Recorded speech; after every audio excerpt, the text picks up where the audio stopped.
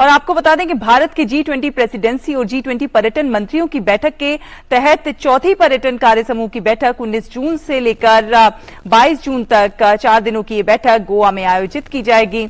इस आयोजन में 150 से अधिक प्रतिनिधि भाग लेंगे। गोवा सबसे प्रसिद्ध वैश्विक पर्यटन स्थलों में से एक है और G20 के पर्यटन कार्य समूह की बैठक के लिए एकदम सही ग्रैंड फिनाले है।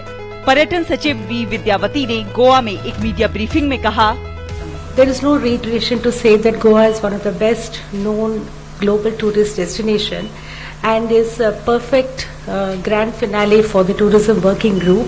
Goa offers, as you know, a host of experiences including beaches, heritage monuments, ecotourism, lovely landscape and very very rich art, heritage and culture.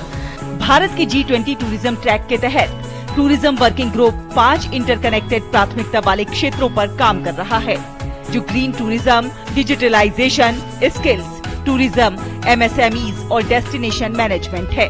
पर्यटन कार्य समूह के 2 प्रमुख डिलीवरेबल्स हैं। सतत विकास लक्ष्यों को प्राप्त करने के लिए एक वाहन के रूप में पर्यटन के लिए GOA रोड मैप और G20 पर्यटन मंत्रियों की घोषणा।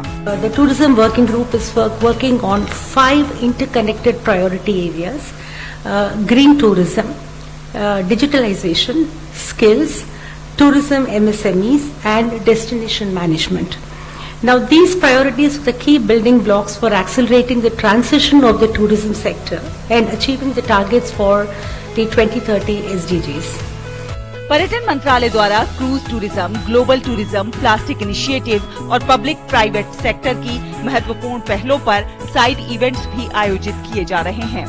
मंत्रालय ने G20 टूरिज्म और SDG डैशबोर्ड के आगामी लॉन्च की भी घोषणा की, जो UNWTO के सहयोग से विकसित एक अग्रणी पहल है। इसके अलावा 21 जून को अंतर्राष्ट्रीय योग दिवस के अवसर पर विशेष योग सत्र की योजना बनाई गई है। There is a global tourism plastic initiative and we are also happy to announce that some of the states are signing this.